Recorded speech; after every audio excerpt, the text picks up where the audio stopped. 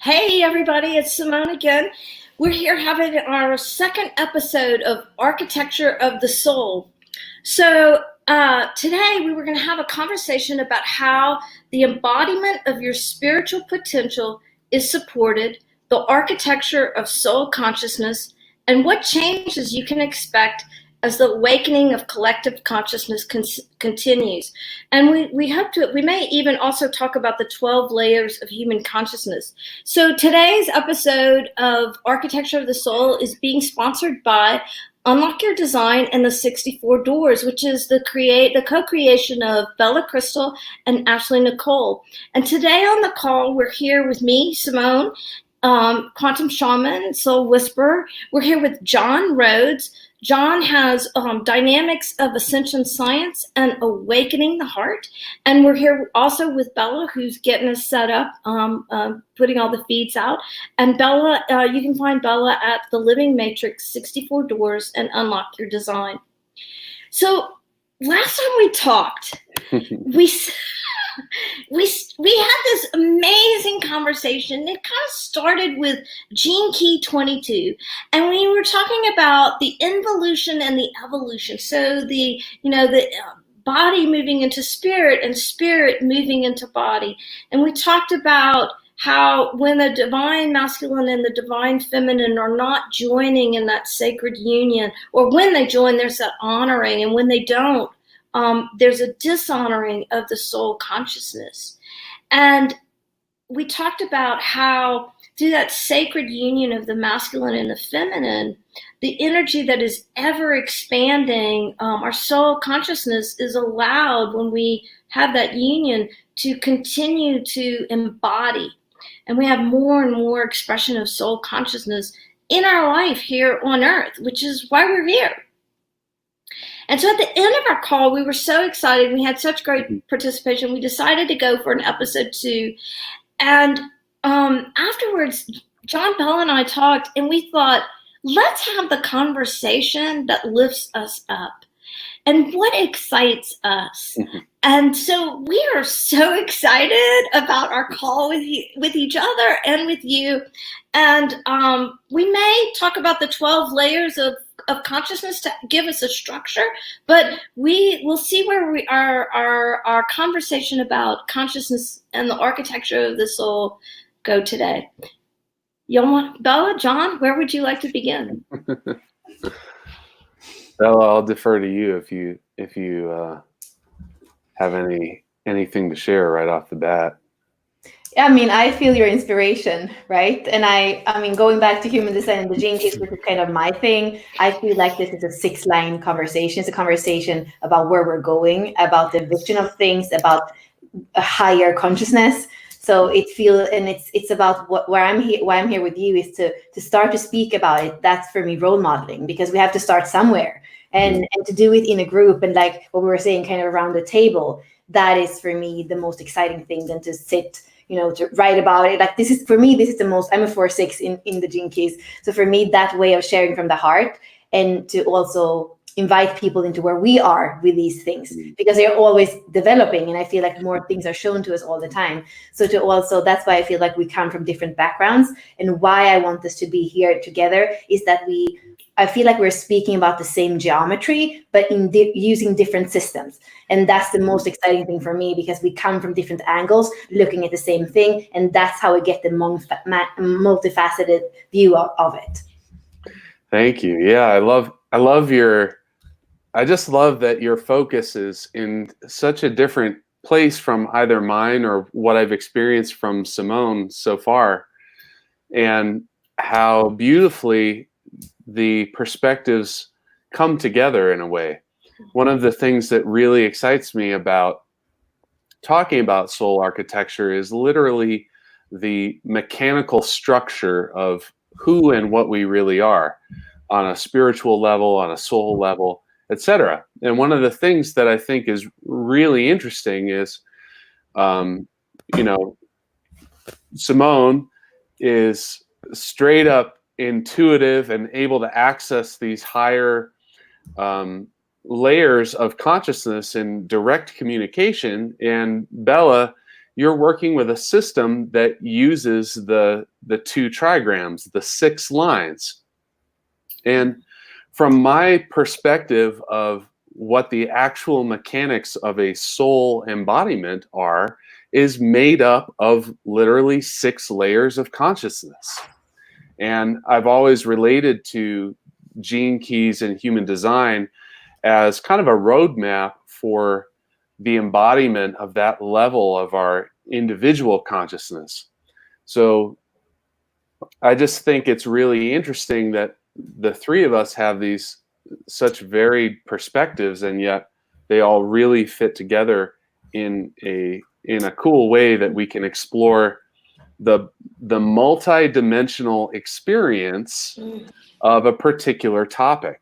You know, like when I see like people talking about subjects, especially if it's part of sort of like mainstream talk show kind of stuff, you know, and they're talking about whatever is going on in the news or something. One of the things that I notice is that the perspectives that are able to be shared, it's almost like there's either an agreement or there's a disagreement, and that's really all there is to the discussion. And we're kind of sitting there like watching it going like, well, I agree with her and I disagree with him. And, you know, we're kind of like in this, like, who's going to win this kind of thing. And when I feel us speaking together, there is no argument to be had. It's like exploring these varied layers of consciousness, this multidimensionality, and I feel like it's a really great example of how our consciousness is changing. So I really enjoyed that about our first conversation, and I'm looking forward to this, you know, particularly because of that. Just because our varied approaches just really add a lot of depth to the understanding of something that we're all more or less figuring out as we go. Yeah, and I want to say this is a courage, because when you have not really, I can't see your geometry exactly how you see it, or Simone's. And for me, that we are not having those conversations behind the scenes and like figure out where we're different. Like, we're coming together, and I don't know what you're going to say. I actually don't even know the layers the way you see them. But I feel like this is the role modeling of not being afraid. We don't come from the same backgrounds. We don't see that, like, but we are still putting everything on the table in transparency. And for me, that the kind of intimacy that we have around the table and the transparency is something that I love, and something that I love to role model. And I love the way that what you just said about points of view, because from my perspective, if you know, we've talked about this a little bit. I believe if I have an awareness of it, I can get there. And so sometimes what I notice when people are disagreeing, if you will, sometimes people will say, well, I have a point of view about that, so I understand why I'm disagreeing with you. But other times people are just really open to, oh, I haven't thought like that. I haven't had that thought before. And they're just open to what's coming in, whether they understand it or they don't understand it. You know, instead of just putting on the brakes and saying, no, that is not in my realm of consciousness, they're just like, okay, well, I haven't heard that before. I'll listen. And from my point of view, anytime we're open to the awareness, then our bodies will show us the way. Our souls will show us the way, what our way in to the energy is, and how we can navigate this. So it's a great way to start, because as y'all were saying, it doesn't matter that we use different words to describe similar energies. We listen to each other, and then that allows the energy to open up, no matter what word any of us are labeling the vibration with. You know, I might be hearing, it's like when on the radio, there are two radio stations. It's the same radio station. You just go to a different place on the dial. You might go to the AM and the FM, but it's the same station. It's just got a different name. Right. They're playing the same vibrational music, so it's there. So it's a great place for us to start and encourage people to be open to what's coming. And yeah, and also like you were saying, I think you might have mentioned that in the beginning, Simone. If you have questions, whether we put them up and answer them here, but we will make sure that we look at your questions in the afterwards if we don't get them, because I feel that's part of our inspiration too, to bring in what people might wonder in. So please do if you're live. And yeah, I'm looking forward to start with the layers, because I've been thinking about the layers and your way of explaining the layers for a week now, I think. Well, I love to talk about that. It's a system and perspective that I discovered quite a long time ago now. It's been maybe 14 years since I was first introduced to it, and there are a number of different people who use this same system. And I'll do my best to give a clear expression of a way that we can relate to seeing layers of consciousness, and maybe begin to understand different parts of ourselves through that. And to begin with that conversation, we're suggesting, okay, there's 12 layers of consciousness in a human body available. What does that mean? Like, what does each layer mean? And I want to first of all admit that I don't have a clear idea of what all of those layers are exactly. And that's because my consciousness is stationed at a specific frequency vibrational point. And it's kind of like going into a building that it's like every single floor is like an observatory level where there's glass windows all the way around the whole thing. And you can go to different floors on this building, right? And when you're on the second and the third floors, you only have access to see certain things that are just around this building. But when you get up to the fourth and the fifth and the sixth floors, suddenly you have a lot more higher perspective, and you can not only see everything that you can see from those lower floors, but you can also see this other stuff that you may not be able to perceive from down there. And from where I relate my own point of consciousness in my own evolutionary process, I certainly have not, in this body, been to some of these higher layers. But that doesn't mean that we don't have access to going up there and sometimes receiving some messages from up there or intuitions from some of the higher levels. And a lot of times when you see people expressing spiritual gifts, whether it's clairvoyance, clairaudience, or they're channeling, or they're doing some other, they're accessing information from these higher dimensions, a lot of times they're setting up a connection between where their point of consciousness is situated and another point of consciousness that exists within that same structure. And I'm not gonna say that everybody who is channeling beings without bodies is always accessing a higher dimension, because I just don't believe that's true.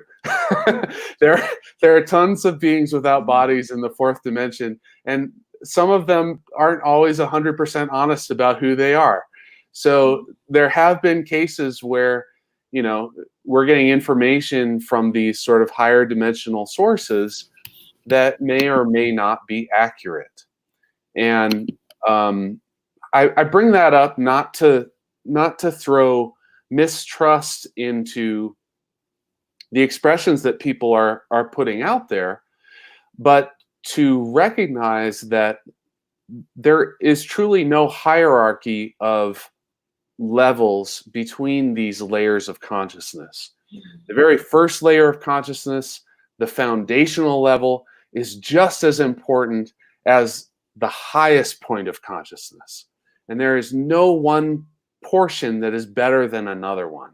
So that's kind of the first thing that I like to talk about in this way of looking at it, because oftentimes when we first start to expand our consciousness, we're like, okay, I'm awake, and all those sheeple out there who aren't awake, they need to wake up to get up to my level, or I'm just gonna like push them out of my experience because they're low vibrating zombie like automatons that, you know, don't deserve my attention. And I don't see things that way, and I don't believe that seeing the structure from a perspective of direct experience will lead someone to that type of a perspective. I mean, I suppose anybody can make any choice they want, but yeah. So that's kind of my first thoughts about it.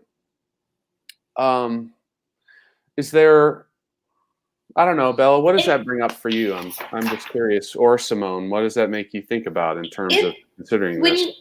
You were talking, it reminded me of a graphic that I saw from Barbara Handclaw a long, long time ago. I can't remember what book it was in, but it looked like that. And so it was like third level of consciousness here, fourth. I can't remember what our baseline was.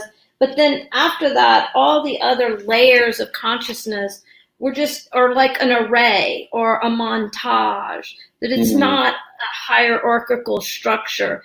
And I remember seeing that so long ago and thinking, that resonates with me. That it's not, it's a montage or layers. And so that relate, when you were talking, I could see her diagram from way back when, and I like that. Yeah, the best, the most direct experience I've ever had with being able to witness the layers of consciousness, I had a kind of a spiritual journey to a special place here in Colorado, in Krystal, Colorado, and while I was up on the mountain, communing with the energy of the mountain that is present there. The mountain has a consciousness of its own that is directly related to what's going on planet Earth at this time. And I won't get into the whole story, but during this sort of spiritual journey, I was able to witness the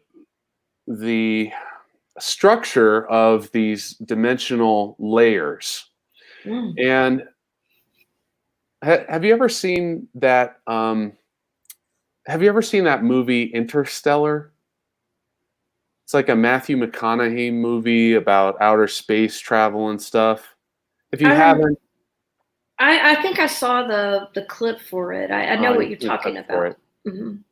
Well, there's a similar visual depiction where Matthew McConaughey has supposedly gotten trapped in the fifth dimension, is separated from I think it's his daughter. Anyways, he's like moving in this space where there are like these areas that don't seem to have an up or a down, a left or a right. Things are just kind of like all interrelated and connected together.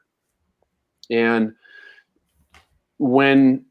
rather than orienting oneself spatially or from a perspective of time, they're oriented within a frequency perspective. So when you're looking at reality from that level of experience, what we would normally associate with space and time is actually not separate things. So if you want to move in time, all you have to do is what appears to be, from my perspective of the experience, what appeared to be move in space to a different position. And you could, I was in a place where I was like, oh, I can see how this past life in Egypt and that past life over there, and like they were all like coming together to build this vast web of support so that I could have my current life going on right now. But it wasn't like they all just, this happened first and then this and this and this. They were all interweaving with each other. And if I wanted to go into something that, from my perspective here, was way in the past, all I had to do was focus my consciousness, my awareness in this specific area and feel into the vibration of what was going on there. And that was essentially the same as being in Egypt in like the year 300 BC or whatever it was, So it was a pretty unusual look at reality. And I mean, to be honest, it totally blew my mind seeing things that way. But my experience supported exactly what you just said, is that, rather than being this, 12-level building where you have to kind of accomplish your way up to the top, it's more like this, three-dimensional structure where you can, the singular point is in the middle and you can kind of branch out to any of them depending on which way you go. Much more like that. So, I mean, it really kind of, I don't know. I guess it just takes, it has taken me a long time to let go of the ways of thinking that we have that are particularly linear, that are particularly comparative in nature.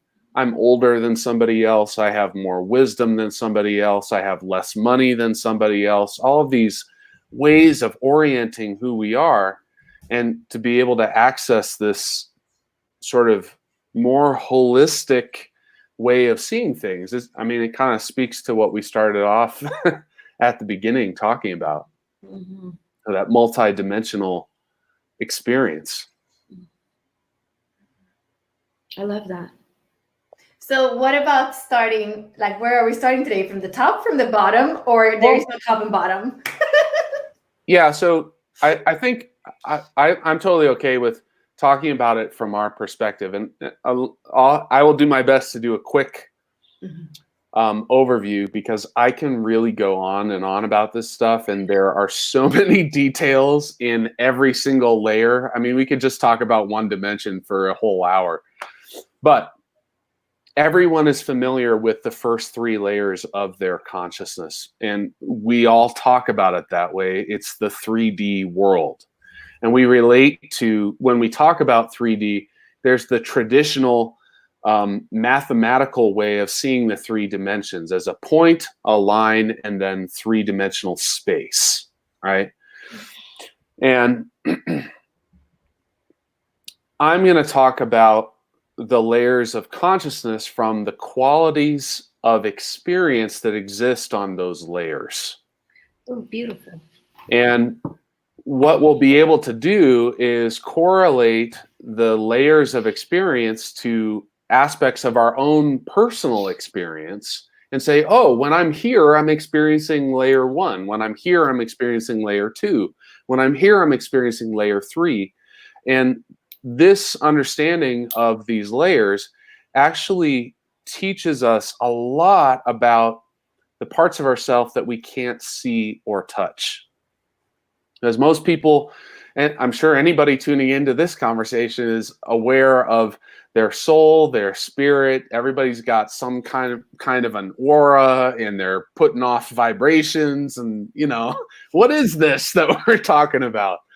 From my perspective, it's a very orderly, structured expression of our consciousness and the layers that we have access to embodying and expressing through our physicality. So let's just start with one. One is the physical. And you can experience it in your aura as, now I'm going to use this word, etheric body. A lot of people, there's a lot of different ways you can use the term etheric body. And sometimes it means a bunch of layers of the aura, and sometimes it only means one specific layer. The way that I am using it is the energetic vibration that is the antiparticle to the particles of your physical body. So in the structure of the universe, when we were talking about the masculine and feminine, the entire structure of the universe is built on this law of genders, which has nothing to do with sex or anything. It's about these frequencies of energy, particle and antiparticle. If there is a particle, there is an antiparticle that is its perfect match. And the etheric body is that antiparticle reflection of the physical. Okay? When we talk about having a physical experience, we are talking about the experiences of survival.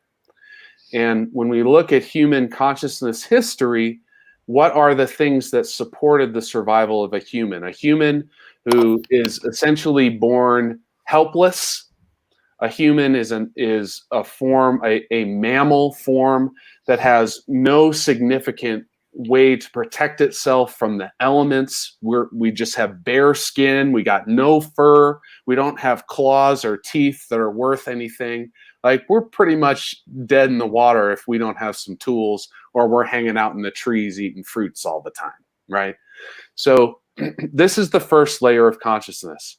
And you have been connected to this first layer of consciousness literally since birth. It corresponds to the position in your physical body of what are referred to as the first 8 cells, which exist right at the tip of your tailbone.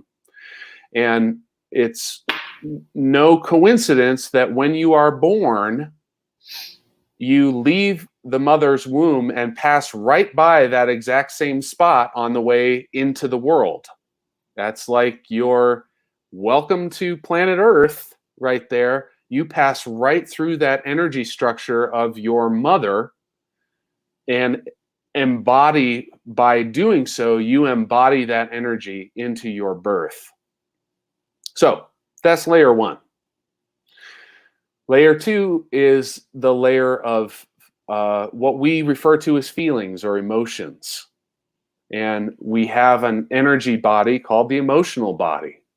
And it is the way that we experience emotions. If you think about reality as nothing, everything is energy. There's no physical structures. You know, we talk about physical things, but if you know quantum physics, it's actually 99.9% space. It's kind of a miracle that your hand doesn't just pass through a desk, because it's literally not a solid structure. Mm-hmm.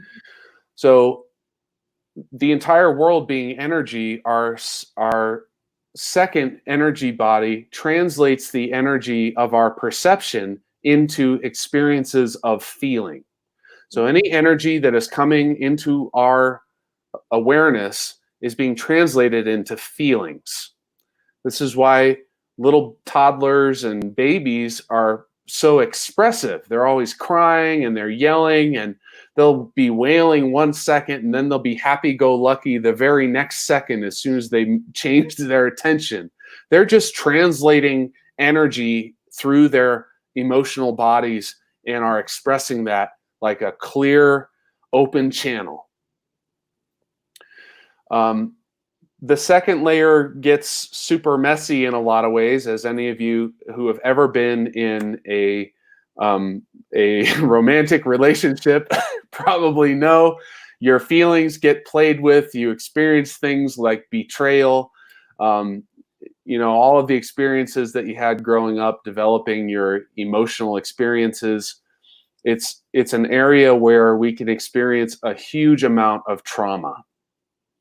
And so it becomes extremely complex. You know, the physical layer is already pretty complex, but the emotional layer is arguably exponentially more so. The third layer is our mental body. And you can see this layer start to develop in children around the age of 8 or 9.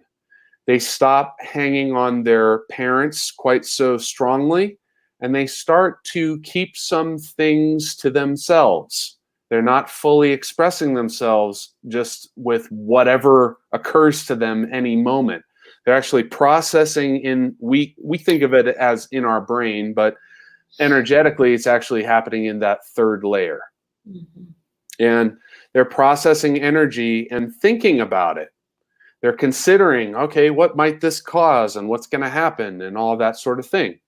And so that's about where most human evolution stops, spiritually speaking. We develop our mental bodies and then that's it.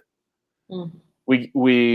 We go to junior high or middle school, we go to high school, we keep developing our minds, we keep thinking like, wow, I'm really evolving. We go to college and we study these topics where we become experts in a topic, and we continue growing. But primarily through that entire process of infant through adulthood, and even people who are living their careers out, they're expressing themselves in the world with originality and everything, are primarily evolving through 3 dimensions of awareness. So this is what brings me to the larger structure. Everything in the universe is built in 3s. When I talked about the law of genders, we have the particle and the antiparticle. Well, there's actually a 3rd structure that is the result of their interaction. It's kind of like the same thing as a man and a woman coming together and creating a child. Particles and antiparticles create a 0-point structure that is the 0-point energy of, well, maybe I should say it this way. The particles and antiparticles come from the 0-point structure. And sometimes that is called a particum.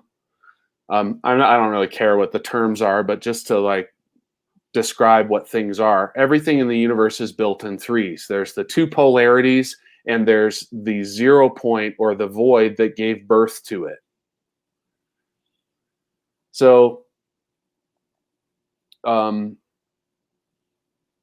the layers of consciousness are grouped in 3s.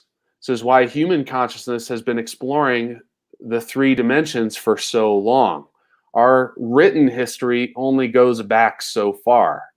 And you can do all types of research about, ancient aliens and people who believe this or that about the history of humans, Atlantis, Lemuria, even civilizations that existed before that. There's a lot of different perspectives out there, and I have my own beliefs about what is accurate, but I certainly don't have any direct experience of that stuff. But for as long as we've had history, written history of our current civilization trajectory, we've been exploring these 3 dimensions of consciousness. Now, you can verify that really easily because the 4th dimension is the astral dimension. And in order to get there, most people have to fall asleep. And when you go to sleep, a portion of your spiritual bodies disconnects from your physical body while remaining connected by what's called a silver line, and goes to explore the dimension with which it vibrates in resonance. Meaning, when you have dreams, you are actually astral traveling.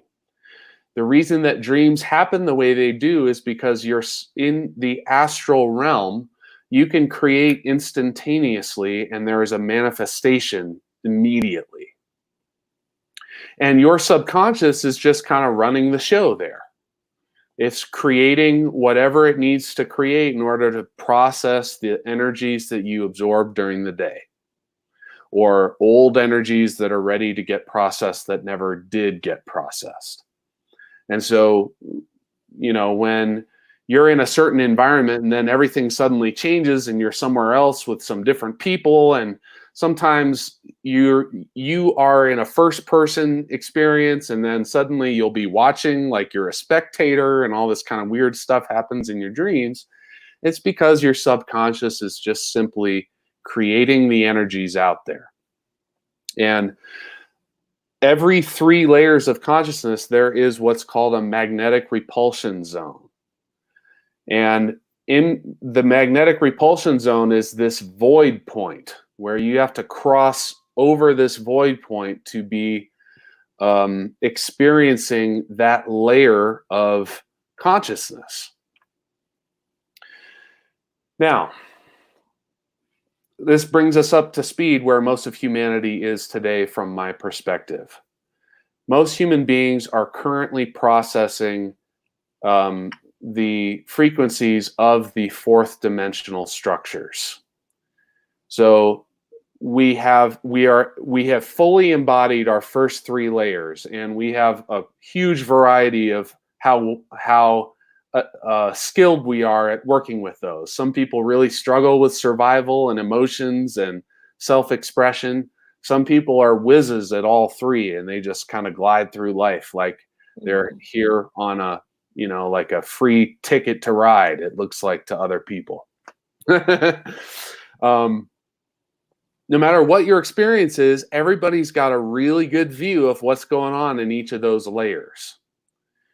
And the 4th dimension, because it is the perspective that we can experience the totality of all of those 3 layers, the 4th dimension also contains the polarity of those lower 3 structures. And as we are processing the frequencies of this 4th dimensional layer, we are embodying more layers of the consciousness that we have available to from the entirety of who we truly are. Some people say the non-physical aspects of ourselves are our higher self. Some people call it the soul or the spirit. There's a lot of different ways to talk about it, but most of us would agree there's some part of us that seems to like come into our awareness sometimes, and we're like, whoa, I'm on fire right now. Everything I'm doing is like turned into gold. And then other times that part seems to be really far away from us, and everything we do is backfiring, and like we're getting nowhere. So that's an example of processing the frequencies that exist on the 4th layer. Now, the first 3 layers are the incarnate embodied self. So your physical incarnation, 1, 2, and 3. The next 3 layers of human consciousness are the layer of the soul. So when I discuss the soul, I'm specifically speaking about the consciousness that exists within the frequencies that are embodied between dimensions 4, 5, and 6. Beyond that, there are different structures of identity that are moving in the direction of higher frequency expression towards in the direction of becoming closer in vibrational vicinity to the source of all consciousness in the universe. No matter how you look at that, whether you call it God or source or the universe or what have you, source consciousness, if you see it as one, that the law of one is working in our universe and we are a part of that, then this description fits in with your view. So the soul layers are 4, 5, and 6. What the soul layers encompass are experiences, multi-dimensional experiences of our incarnate self. And so your soul identity is literally comprised of all of the experiences of 12 separate incarnations.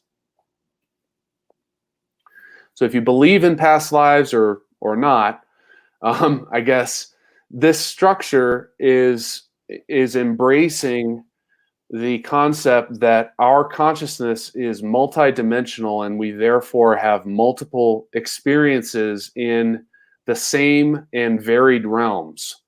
And that can be experienced in different times. There can even be overlapping periods of experience. There's a wide variety of expressions for life, and this perspective embraces all of that. So when we're talking about soul identity consciousness, we are literally talking about the totality of experiences, wisdom, and awareness of 12 different entire lifetimes.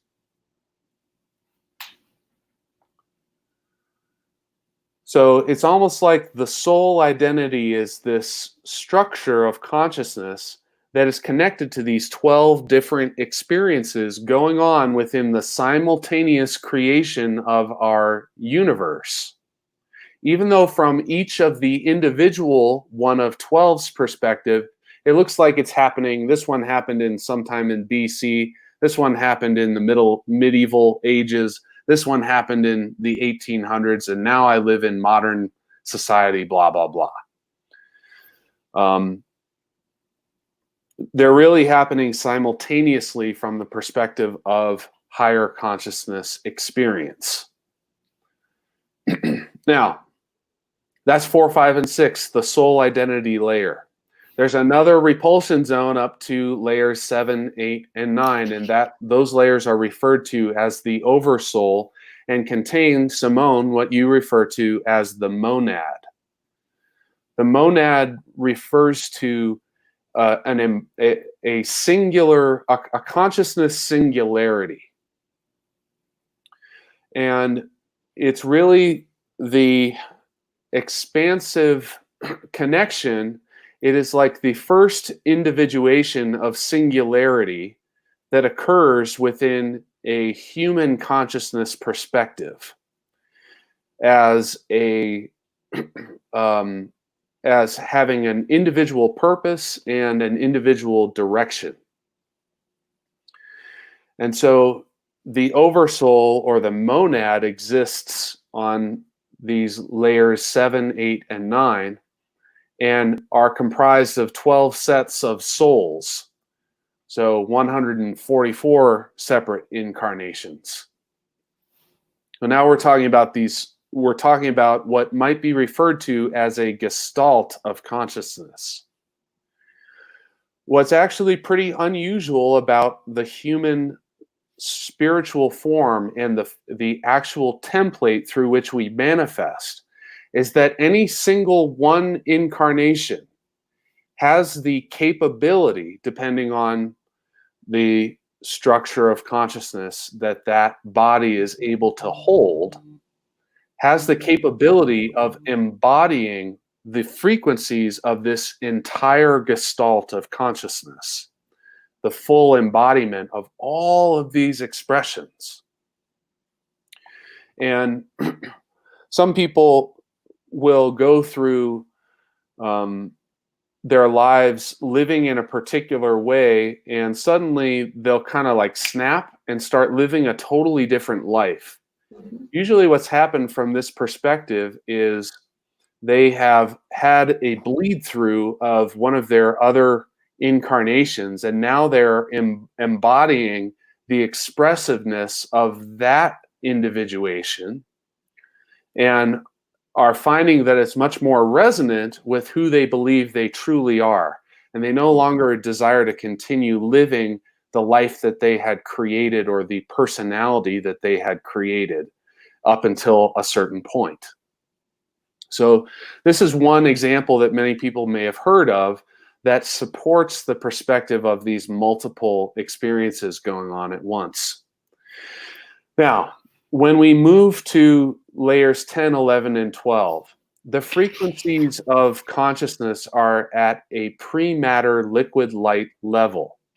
When we describe light in our universe, visible light frequencies, and we're talking about spiritual light, when it's referred to as liquid light, it is essentially the same form of energy, but it is exponentially higher in frequency than the visible experience of light that we have in our embodied, in our bodies.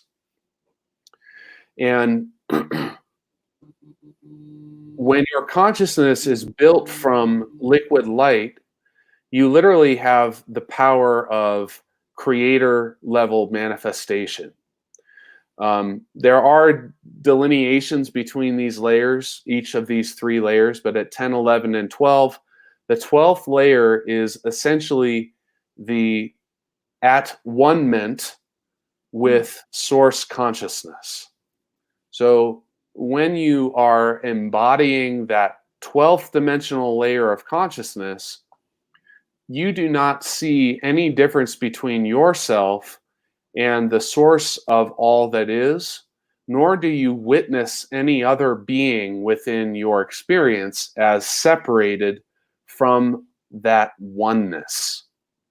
So this is the layer of consciousness that is called Christed consciousness in some of the New Age ways of looking at things.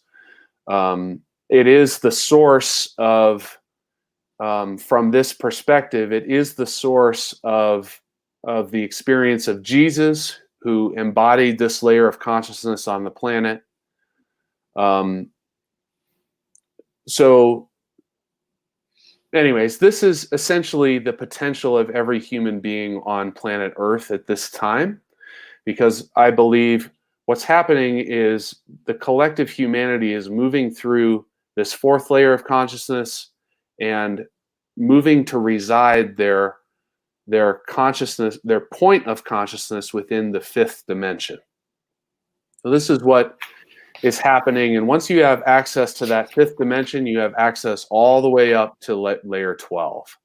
But each of us is on our own pathways. Some of us will embody 5 layers of consciousness, 6, 7, 8, 9, 10, 11, 12. You know, some people will be choosing to remain in a 3-dimensional experience from here and for potentially a very extended experience in the future. So 20 minutes, that's the best I can do. That's great. I remember when we spoke last time, you were speaking about layer 4, 5, and 6, and I feel like that's really where we're tapping in as humanity. And the way that you described them, for me at least, it sounded like I could kind of speak of them as the same layer. And now I understand, because you're speaking about the 3 layers, the 3 layers, the 3 layers. So they are interconnected. So I would love to hear a little bit about layer 4, 5, and 6 together, and why there are different layers and how you call them. That's what I'm curious about. Yeah. So when your consciousness is in this 4th layer, you have access to the frequencies that are part of your soul identity. So any of those the frequencies within this 4th layer band, you have access to these, and you are working on embodying these frequencies through your experience. And because of your station of consciousness, because you haven't fully embodied the entire layered structure, you don't have a perspective on where you are. You only have a perspective on where you've been. And things are happening in your experience that are, generally speaking, new to your embodied experience. When you've shifted into the 5th layer of consciousness, now you have a perspective on the entirety of the 4th layer. And because the 4, 5, and 6 are structured together, it's essentially a disconnect. Well, I'm going to use this term very, very, I'm going to try to use it very carefully, because it's not actually disconnected. But when your consciousness is in 5th dimensional frequencies, you are no longer subject to the polarities of dimensions 3, 2, and 1. However, you have access to all of that experience at any time you choose. And in fact, a lot of people right now, what's happening is they are ping-ponging between these layers of consciousness. Some people are way up high in the fourth dimensional layers going like, wow, I'm like experiencing this feeling of like, wow, I love everybody and I'm in love with life experience and all this stuff. And then something will happen and they'll ping down into the third dimension. They'll be like, why am I fighting? Why are we fighting? What is this conflict about? You know, Dimension 2 is all about conflict and competition, which means you're on level 3 when you're perceiving that stuff or connecting with it, being affected by it. So when your consciousness is stationed on this fifth layer, now you have access not only to all of the frequencies in the fifth layer, but you can also access the sixth layer frequencies because it's right there next to you.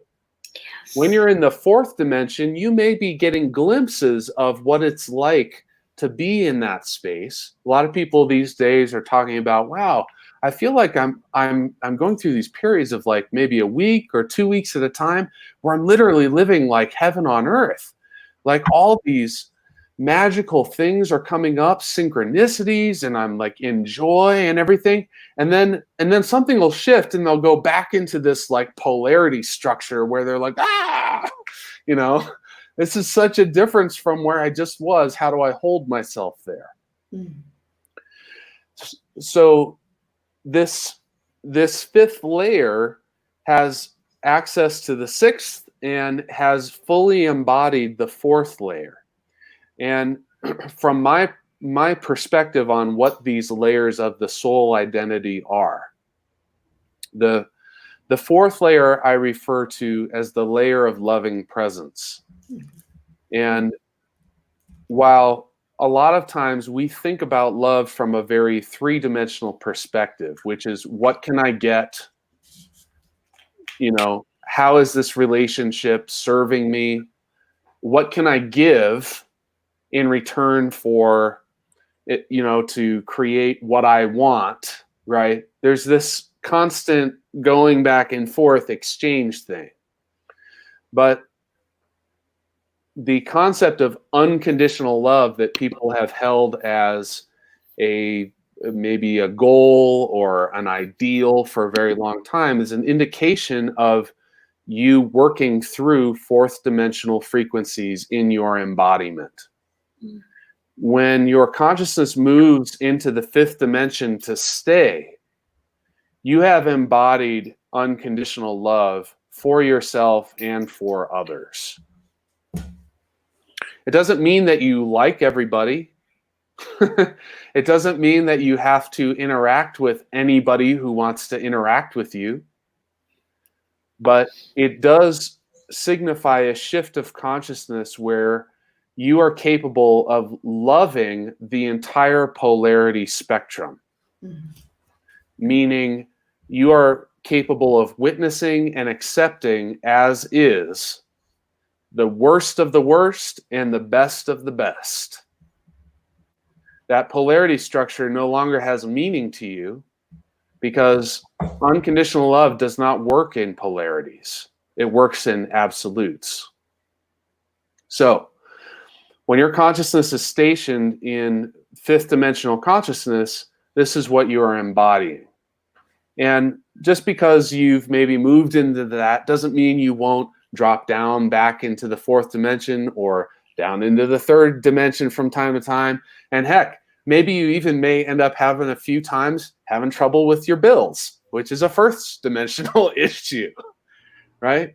So it's not as if you graduate from one layer to another and you're just like done with all that stuff now. You now have access to more layers of expression.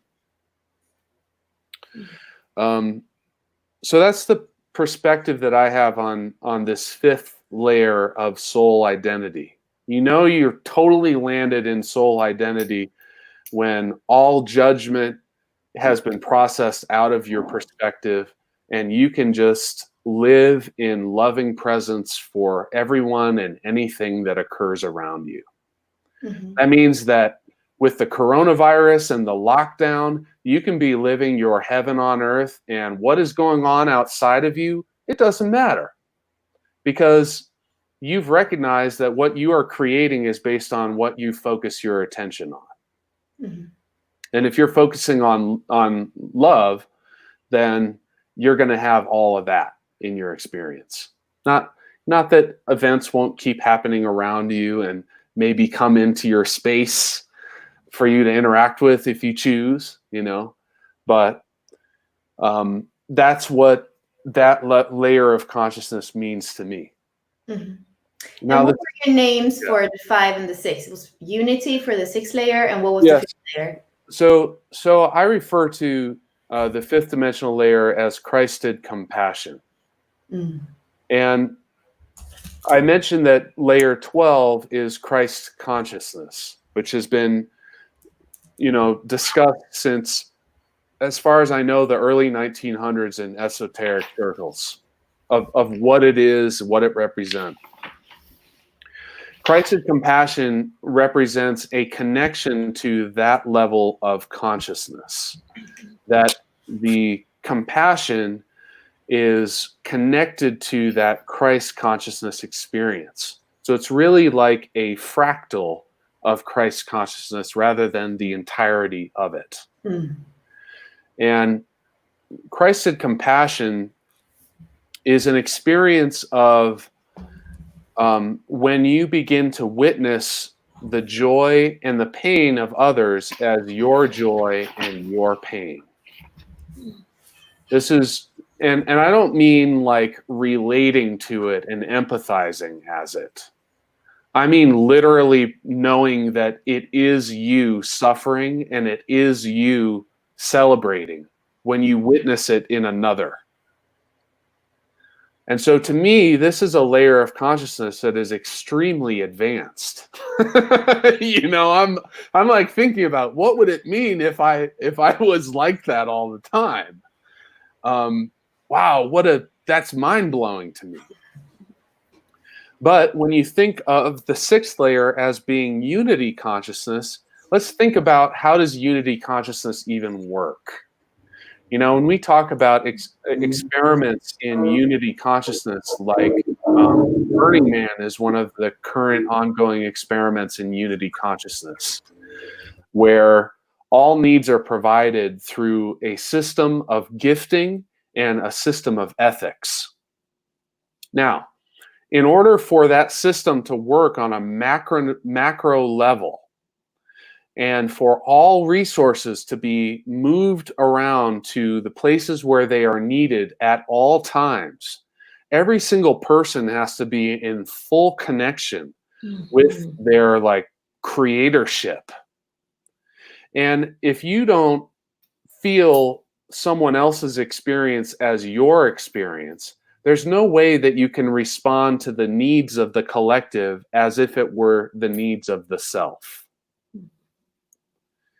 And so that layer 5 is like a stepping stone between intense individuality and absolute unification of experience. And so what I imagine living in the 6th dimensional consciousness is absolute ease and flow, where all needs are miraculously provided at all times.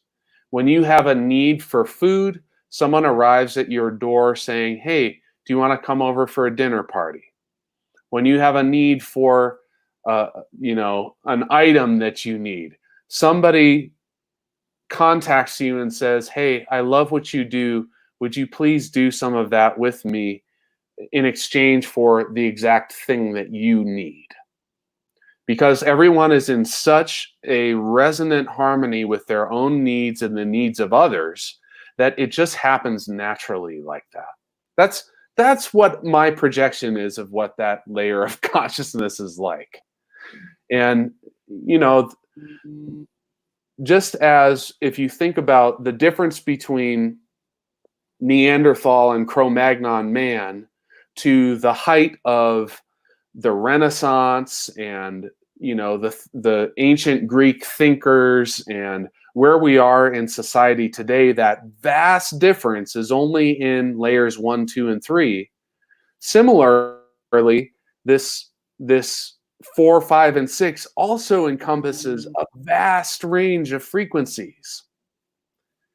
People living a 4th dimensional experience are going to look at somebody who's in a 6th dimensional experience and go like, what's wrong with you? Why are you so happy? There's all this corruption going on, and there's all this, why are you so unconcerned? Situation here is dire. Everybody's going to get taken advantage of and die. So it's a pretty huge range. So that's how I see those layers. I love that, John. I listening to you, I'm so filled with hope. Because I can see, just listening to you talk about it in such a pragmatic way, I can imagine other people listening and going, oh, I had that experience. Oh, I remember when I went there and then I dropped down here. Oh, that's what it means. And so I was so filled with love as I listened to you, because I was like, oh my God, people are going to be so affirmed and so supported by just hearing, and then to understand the connections between the layers. It was so motivating and exciting to hear you talk about that. And I was in, one thing it reminded me of was I was in the Unlock Your Design Inner Circle with Bella and Ashley. And they were talking about, Bella, what was that pathway through? I know there's a name for it. Yeah, the pathway of individuation in the middle. Individuation. So it's the pathway of individuation. And they were doing that. They were, the way it works, or the way they described it was just like you were describing. Bella, do you want to share that with people? Because it's so powerful. And to hear the participants of Unlock Your Design, like track their pathways and to understand those connections. So would you share that with everyone? Because it was so, and I think it mirrors this. Yeah, I mean, what I would share with it, again, not going into depth, is what it brings it back to the body. And even as you were speaking, John, I could feel like, okay, the first chakras, you can feel it. You can feel the root chakra and the sacral chakra, like in the mental body. Like we can bring it back to the body, because that's what you were saying. The embodied experience is what we all have. So, we lost Simone. She popped out. She was too inspired. So really bring it back to that. And even what I feel, what we can do with the pathway of individuation is to see there is one layer that is about the embodied experience, but also when we go back, we can see layer 4, 5, and 6, because that is the higher expression. There you are again. You had to know where I went. I was just too excited. Yeah, we fried the circuits. Yeah. So I missed that you're sharing, but yeah, no, I mean, I'm speaking about the embodied experience and how we can really track it back to the body and the chakras and how it feels in physical form. But also it's so much about the heart consciousness. And that's where we go up to the higher frequencies, when we say the Holy Grail. What is your essence? What are you really here? What is really the purpose for why you're here? And how do you serve the whole? And that comes from the higher layers. So absolutely, I love that you were. I mean, this is what John and I were speaking about before we even spoke with you, Simone. In how can we relate? How can we see human designer gene keys and not compare, but like see those two systems and see where the overlays are and how we can understand it. So yeah, I love how you brought that up. Yeah, I mean, it really like as you're describing everything that I've learned about gene keys and human design, it really speaks to the process that every person is going through in learning how to embody that soul level of consciousness. And just like I said at the beginning, how interesting it is that gene keys in particular, but also human design, uses the trigram structure and looks at the 6 to describe the experience that we're going through, you know, and the fact that both human design and gene keys are creations that only occurred within, is it the last 20 years? Yeah, 2004 is when we really started. Yeah. Yeah. So really, from the perspective that I use, the year 2000 was really the beginning of the process of collective human consciousness moving in this direction. And so naturally, as a response to that, these processes to assist us with what we are experiencing have taken form, you know, in this and I'm sure many other ways, but to me, when I was really exploring, okay, what are the spiritual mechanics? How can I work with this in a way that I can change my life in some way, or learn how to evolve? Or I didn't even know what I was doing. I was just trying to figure it out, you know. But when I began to feel that resonance of inner truth, when I would find different perspectives that reflected each other when they were coming from different sources. Not only were they reflections of each other, not just like someone was parroting someone else. I mean, today I feel like the internet is kind of a minefield, because anybody can retweet anything and you can find information on there that is just completely made up, and other information that is a weird mixture of someone's truth and somebody else's lie, you know. It's all kinds of stuff. But when I would find these different sources that were essentially speaking the same message energetically, and I resonated with both of them, I was like, oh, I think I'm on to something here. This is the truth. And, you know, since I've been through that process, my experience of what truth has shifted, of course. But it really is pretty interesting to look at how this, you know, I didn't develop my perspective through human design or anything like that. You know, mine comes from a completely different source, and yet how harmonious and complementary they are from just a structural standpoint. Mm-hmm. So much so, because if you think about each of the gene keys having, you know, the shadow, the gift, and the city frequency, as I was thinking about, you know, as you were talking about the layers, I was thinking about times in my life where I was in those different layers. Mm-hmm. And I was really, you know, having, you know, on my journey of study of the gene keys and now human design, I'm understanding that, you know, at those moments I was really vibrating at my cities or my gifts, you know. Yeah. And so and then there are times you drop back down, like you were saying, and then you play with the shadow, but then you come back out, you know, you expand back out into that gift. So I do feel like the structure of both of these are so complementary, or, you know, in the pragmatic understanding of things. One thing I've been contemplating is, one thing I've learned from Bella is that in human design, if you have a center where there are no gates, it's like you've worked through that karma. So you have a purity in that center. And as I was listening to you about the 12 lives and how it's almost like we're in a big movie theater with 12 films running, you know, and they're all going at the same time, right? Yeah.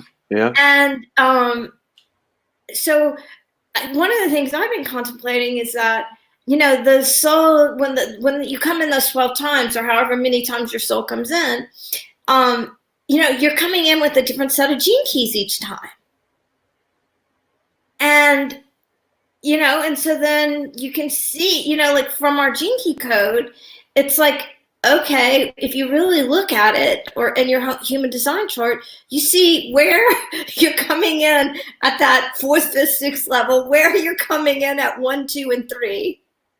And it gives you a roadmap to, okay, I came in here to work on these things and to raise that vibration so that, I can experience more soul consciousness and these other layers. And I think that's what's exciting to me as I listen to you and I take in, I think about my own study with the gene keys. I think that's super fascinating to me.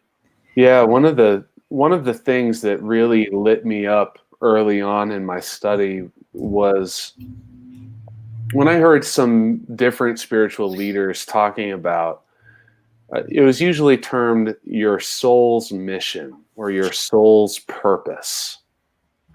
And, I had from a very, very young age, I mean, from the time I was 10 years old, I had this connection to what I knew was a direct purpose, like something that felt really much bigger than me, that it was my life's, I had to fulfill whatever this purpose was. And I didn't know what it was, but I had this connection, this drive, this, like an energetic, almost a compulsion, especially when I was much younger. And it led me on the pathway of my life. I became a musician, and because I thought that was going to satisfy what I was after. And along the process of studying music, I learned a great number of the principles that I now use in recognizing how spiritual energy functions, the law of resonance, the way that healing functions in our experience, the way that evolution happens. All of these things are based on essentially acoustic laws that you can experience in everyday. Just turn on the radio,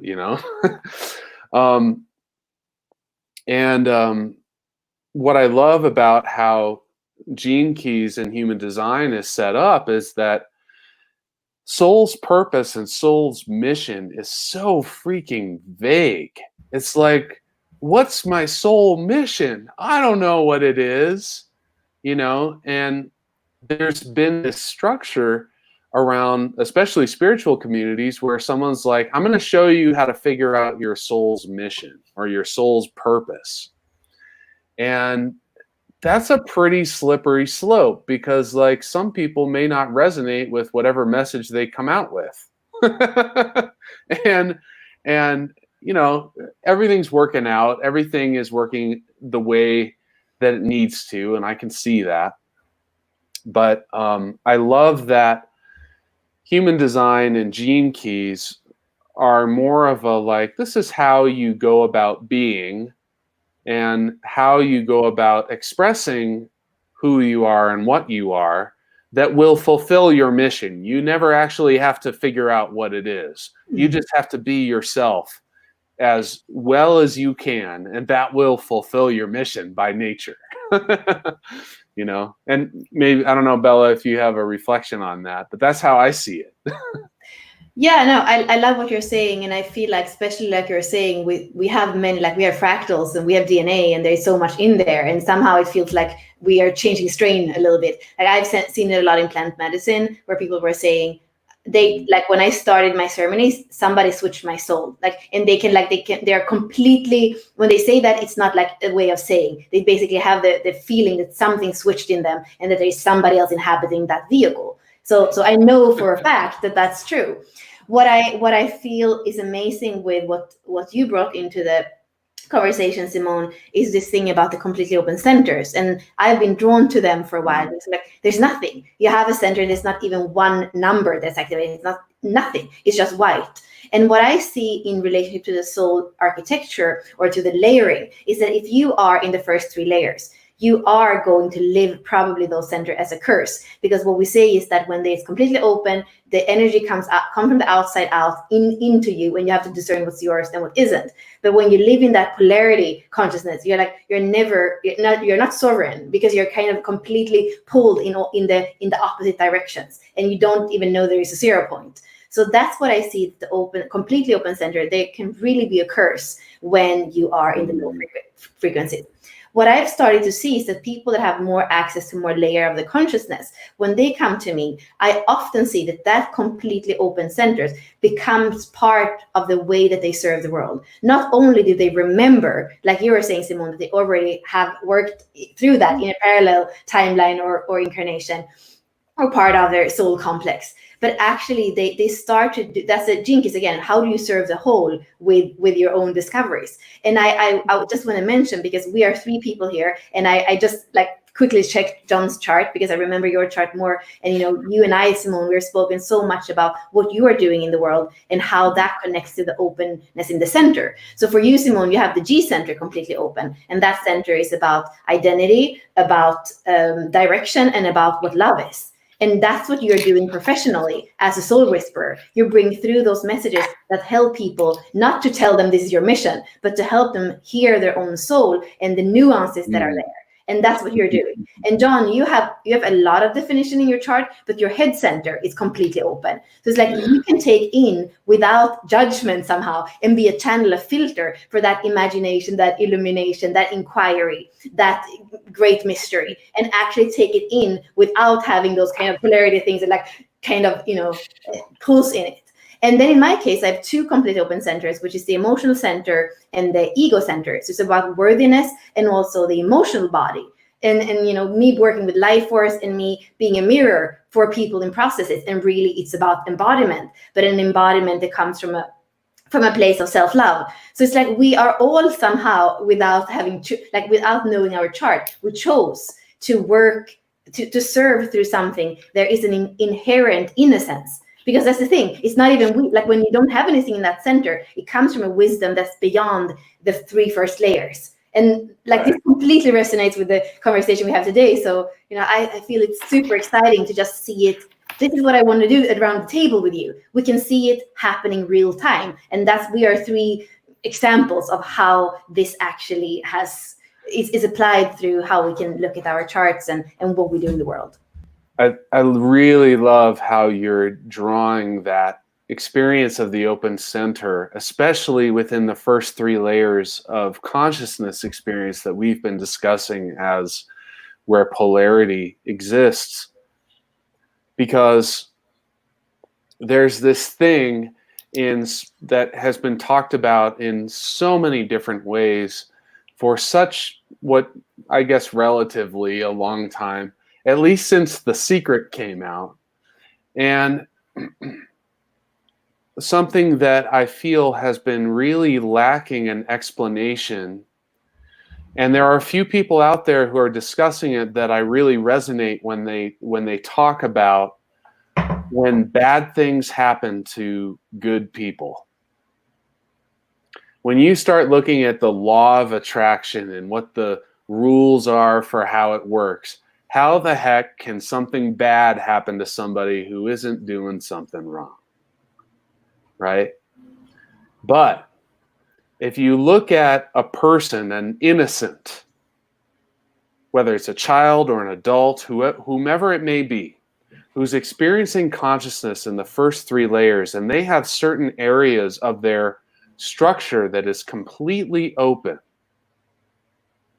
no matter what the thoughts in their mind are, no matter what their point of vibration or their point of attraction is, that open center is there to experience the totality. And oftentimes when you're saying like, wow, that open center becomes the gift of service. How many people have you seen in the world who have had horrific childhoods go on to be champions of variety of causes, whether it's helping at-risk youth or it's helping to reduce the experience of poverty for others, or it's, you know, they apply themselves in these ways to be of service in that area where they had that total polarity experience when they were oftentimes much younger. Right? But then they've built a life around responding to that to create the world that they desire to be a part of, and it becomes a movement. And that to me, like that question, you know, when we're trying to describe like, okay, how does the universe function and why do some people have good experiences and other people have bad experiences? And, you know, you can look at people who are like, say like, well, you know, if you're thinking negatively all the time, you're going to have negative experiences. Well, how many times have you seen a person who appears to be getting all the stuff that they want in life, and they just seem like they are spewing nothing but negative garbage out of their mouth all the time? They're mean to people. They're, you know, oh, but they're suffering on the inside. Okay.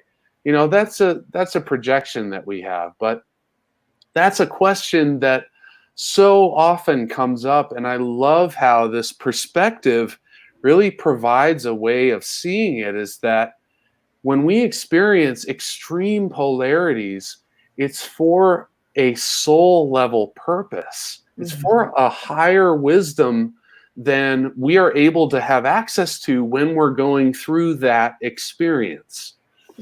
And that, you know, it's not, those types of experiences aren't limited to just our childhoods. They can happen at any time in our lives and can be a part of fulfilling our greater purpose as an individuation of consciousness. I mean, when you look at like, okay, the soul aspect, if each incarnation in the 12 movie screens, okay, you're going to watch an action film, and you over here, you're going to watch a drama, and this one over here is going to watch a comedy. You know, you've got something that you need to contribute to the whole through your experience. And when you can embrace those experiences, you can begin to let go of, I've been punished by evidence of my experience. Who and what I am deserved what I experienced, you know, and I've never seen those ways of relating to challenging experiences as helpful to anybody. And I just love this idea that, wow, you've got an open energy center right here. And part of your job as a being is to explore that full range of possibility so that you can transmute all of that into a greater expression of who you really are. That's beautiful. Gorgeous. And I was, as we were talking, I was going back to when at the beginning, when you were talking about the antiparticle, the particle, and the 0 point field. And I was thinking to myself, I wonder if when we have an open center, we have this capacity to access the 0 point field in that center and to go into the void that birthed the whole structure, because that's the place of, to me, creativity. That is the place, you know, where anything is possible and everything is possible. And so that, you know, that's what was coming to me as we were kind of talking about the structure of it all. Simone, I love that you're saying that, and I want to like be precise here. What I feel is that is what we do when a center has no activations. So there's very different. If you have a center with some activation, then it's like the soul chose to have the process of emotions, for example, go through certain fractals or certain experiences in this lifetime. The 0 point for me is when there's nothing, because then it's like you have voided out the polarities one time to fall into that, and then you're still going to have those experiences, like John is saying, in this reality. But it's already there is this innocence, like you're saying, where you fall into the 0 point because there's nothing. There's no preferred way of experiencing. There's no pull to anything. And that's no judgment. No judgment, exactly. No judgment. It's not even a reference point. That's why it's freedom. Like we sometimes speak about, you know, freedom and love and these things, like they have to go hand in hand. But that's the thing. There's complete freedom because there is no preference. So again, it's like this thing, nothing is good or nothing is bad. There's a nothingness to it. There's an innocence to it. A neutrality, you know, that allows the access of the 0 point field through that neutrality. Yeah. That's awesome. I love that. My mind is just like, oh, and this, and oh, and this, and oh, and this. I'm loving our conversation, and I'm so grateful for it. And it's like in my body, in my heart right now, in my G center. There's so many places to explore from, what we have kind of captured today or talked about today. Is there anything that you guys would like to maybe pull together? We've been going. I feel, Simone, I would love to tap into your genius after this, because I feel like we've got the structure from Dawn, and you kind of, amazingly you put it into my hands a little bit with a human design and that comparison, which I feel is amazing. But I feel like we want to come back and we want to tap into your intuitive genius with this, and that completely open G center that can tap in from that place and they can channel through that place. So that's what I'm excited about. And I would love people to have comments also on the live, but to get more of an understanding of each layer, to almost hear each layer speak, through your genius, Simone, and through the more of the precision that John had. So that's kind of what I'm feeling right now. I would love to do that, because what I've learned, and I think you've experienced this with me, is that, and John, you kind of referred to it at the beginning, I can bring in the most powerful, purest form of vibration that I'm capable of. And what I've learned is that when I'm co-creating with people who ask amazing questions, that's when everything opens up. So I have chicken skin thinking about that experience with you guys, because y'all have, the way you experience it all, just to I'm kind of so excited to hear the questions you would ask of the consciousness that, we're able to connect. And, when I think about the three of us having 4 open centers total, and having that purity of, the capacity to access that purity of consciousness in that in the centers, it's just mind blowing to me what we might bring, new awarenesses we could bring for ourselves and for others who want to join us at our table and have this conversation with us. So yeah, Simone, I'm really excited about talking with you about your intuitive connection to each of these layers of consciousness. One of the things that I use primarily when I'm working with people that I'm helping guide through their own awakening process is validation. And because each of us is having our own experience, and none of us knows if anyone else is really feeling it anything the same that we are. And so when we have thoughts or perceptions, sometimes it can be really challenging to trust those thoughts and perceptions. Mm-hmm. And for instance, in my case, with just the information that we've discussed today, I have been in full understanding and possession of the capability of expressing it for 10 years. And yet, I've only begun talking about it over the last 2, because my process of receiving the validation that, okay, this isn't just academic learning, I actually have some direct experiences that tell me how I see it is valid for me. Not that I'm right or correct or anything like that, but that I resonate with how I see things, and when I experience things, it supports it. But to be able to, my experience is within this soul level consciousness. That's what I'm primarily experiencing, is these frequencies, and that's from my perspective.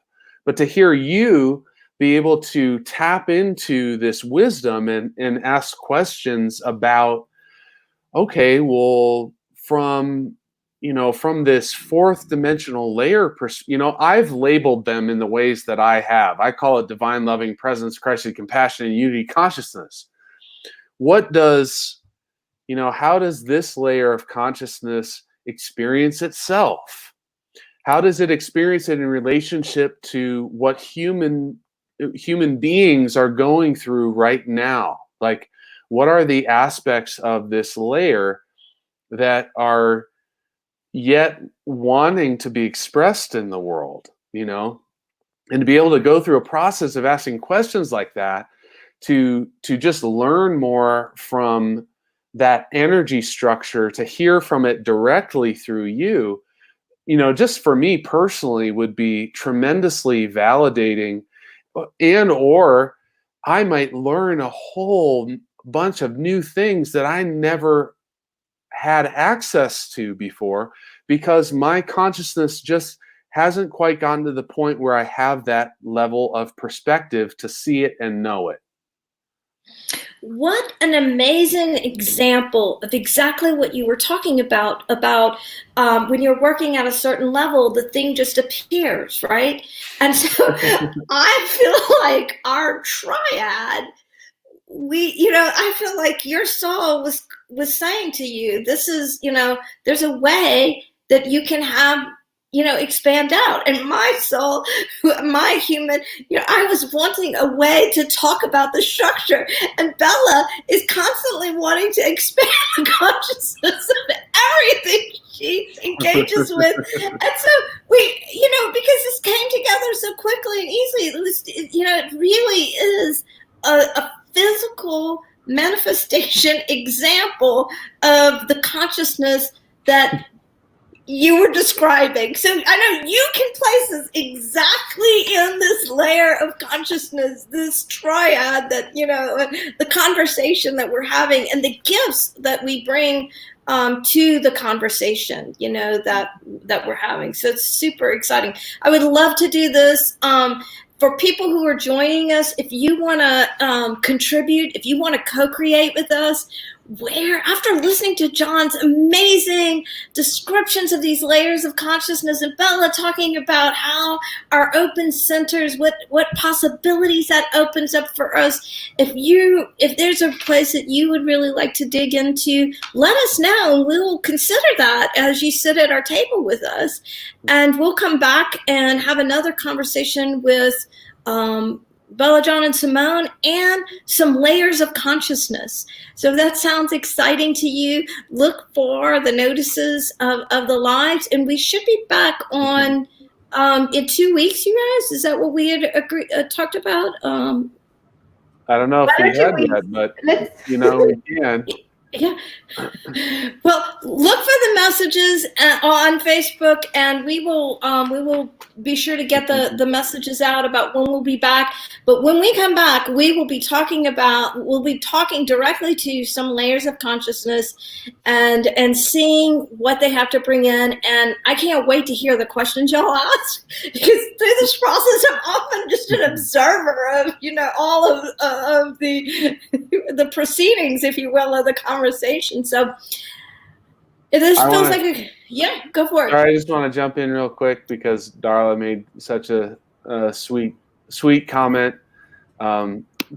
Thank you for that.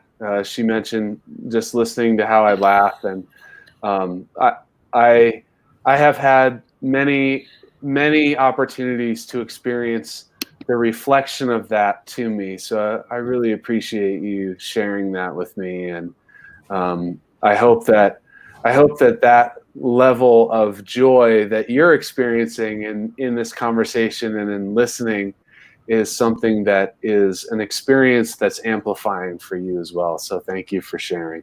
Thank you. I'm sorry, I wasn't reading the messages, so thanks for saying that, and thanks to I did see let's see, who was it that talked about the resonance with the conversation. So oh no, she's gone again. But I guess we have been going on for 1 hour and 33 minutes, so I guess that's time to say goodbye to all of you. Thank you, John, so much for putting all that in 20 minutes, and then everything else that we were speaking about. Simone is back. I'm flying all over the place. Well, we're wrapping up, Simone. Do you have any last words, or should we just say goodbye to everybody? And yeah. I just would like to remind everyone, you can find John at Dynamics of Ascension Science and Awakening the Heart. You can find Bella with The Living Matrix, 64 Doors, and Unlock Your Design. And you can find me at SimoneGers.com.